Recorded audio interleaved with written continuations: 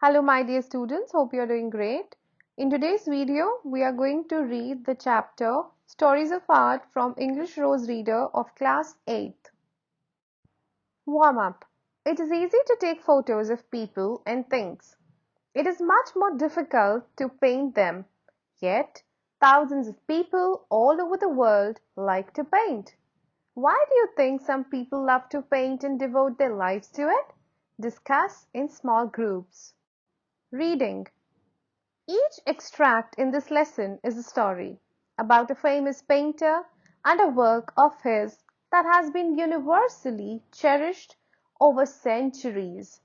Read these stories that tell us as much about the artists themselves as about the art that has inspired generations of creative artists. The most famous portrait in the world, Leonardo da Vinci, the Italian. The most famous portrait in the world, Leonardo da Vinci, the Italian polymath, is regarded as a genius who had multiple interests, two of them being painting and sculpting. When you hear his name, almost immediately you can see the image of Mona Lisa floating before your mind's eye. Mona Lisa is Da Vinci's most famous painting and is often regarded as the most admired portrait ever made. Ready to know more about the artist and his enigmatic work? To the people of Florence, indeed, to all the Italian people, it was known that Leonardo da Vinci was a genius. He was the first painter who could make portraits of people lifelike and beautiful at the same time. That is why a wealthy merchant, Giocondo, commissioned him to paint a portrait of his beautiful young wife, Mona Lisa, also called La Gioconda. The story goes that Leonardo da Vinci took 4 years to paint this portrait. When he finished it, he was unwilling to give it to Giocondo or to anybody else. He took the portrait of Mona Lisa with him when he left Italy for France at the invitation of the French king. Leonardo da Vinci died in France. That is why the portrait of Mona Lisa has remained in France. It is a proud possession of the French people. Why is the Mona Lisa so famous? People have talked for centuries about a mysterious smile. Her smile is indeed mysterious. It seems to change. How did the artist achieve this effect? It is well known that the expressions of statues can change in sculpture. For instance, in the face of Hermes by Praxiteles, there the rounded surfaces reflect the light so subtly that the statue seems to smile or to have a serious expression depending on how the light changes. In a painting, the change of light cannot make so much difference as in a sculpture, but in the face of the Mona Lisa, faint shadows seem to come and go, veiling the exact outlines of her eyes and of her mouth. We cannot see their expression clearly. That is what makes her so mysterious. There is a story that Leonardo had musicians play while he was painting Mona Lisa, so that she would not tire of sitting quietly as a model. The expression of her eyes shows us that she is listening. And now, if we look at her beautiful hands and think of them in connection with her face, we feel the expression more intensely. The right hand rests very lightly on the left. The middle finger has no support at all. We feel that it is following the music with a light beat. When we look at the landscape behind this lifelike figure, we are stunned to see how unreal it looks. Mountain peaks in water, roads, a bridge, all appear in a dreamlike uncertainty, as if to prove that Mona Lisa's mind is in a dream world. Mona Lisa's dreaming figure and the dream world around her were created by Leonardo da Vinci's genius.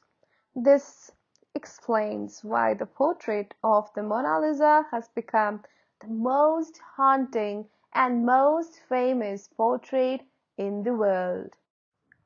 Next is the picture, that is, this picture won an argument. Thomas Gainsborough was an English landscape and portrait painter. Read about one of his most renowned paintings, The Blue Boy, which he made to show that people who thought only some colors were suitable for painting were wrong. The Blue Boy by Thomas Gainsborough is one of the most famous paintings in the world. It is an interesting story. While Sir Joshua Reynolds was enjoying official glory as president of the Royal Academy, his most important rival in portrait painting was Thomas Gainsborough.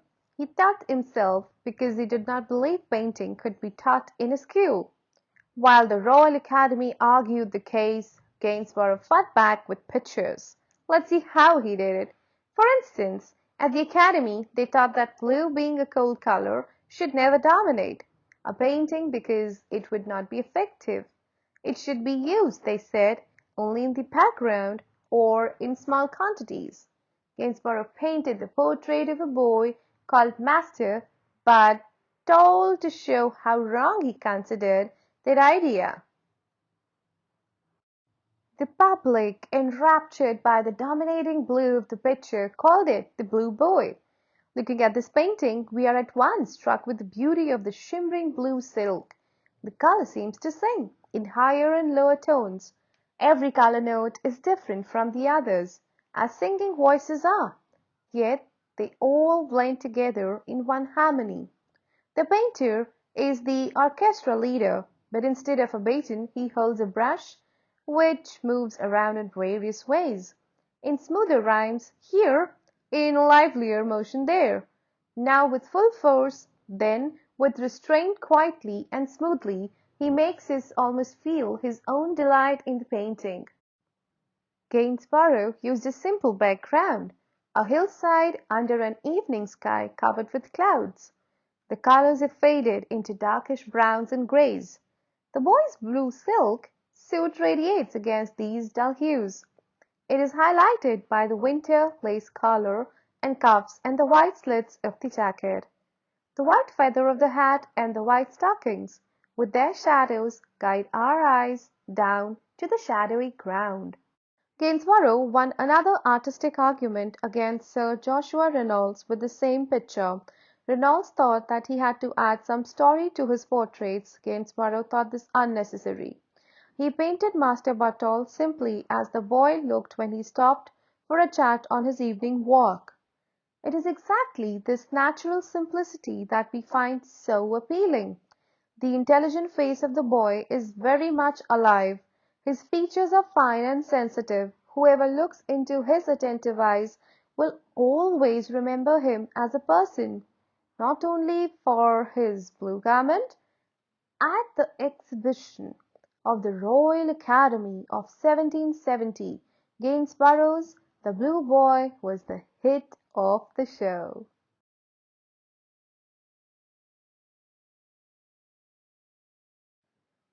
This picture shows that art is in the artist's mind, not only in his hand, unlike most working professionals. Those who are artists never truly retire. Pierre-Auguste Renoir, the French painter, continued to paint even after being crippled by rheumatism in his old age. Let us look at the passion which drove Renoir to keep creating masterpieces till he breathed his last. When the great French painter Auguste Renoir was over 60, a baby son was born to him. The baby was named Claude, but he was called Coco by his family. Soon he was known as Coco to the entire world, because every year the famous artist painted a new portrait of his little son. By the time he painted the picture shown here, the old master was suffering severely from rheumatism. He was no longer able to hold his brush in his fingers. It had to be tied to his hand by a bandage. The artist was able to vary the pressure of the brush with his hand and to direct it with his arm. Renoir gave a soft pearly pink effect to the picture which we see here, showing his little son painting at an easel. Coco's blonde hair, his light complexion, and his light grey smock all melt into harmonious pink shades. Coco seems to be quite a small boy although he's sitting at a real easel, the kind grown-up painters use. But, after all, we would expect a painter's son to start out like a professional. If we look carefully, we can follow a rounded line leading from the child's forehead through his shoulder and elbow, hand and brush to his canvas. In this rounded line, Renoir wanted to show us how thoughtful Coco was when he was painting, how he put on canvas only what he had first figured out in his mind. Renoir even makes us see that Coco is actually painting a still life of the flower vase on the table. We understand this by the way Renoir arranged his picture. The flower vase seems to be the starting point of the rounded line from Coco's forehead to his brush and canvas. This tells us that the flower vase will go into the canvas first through the little painter's mind and then his brush.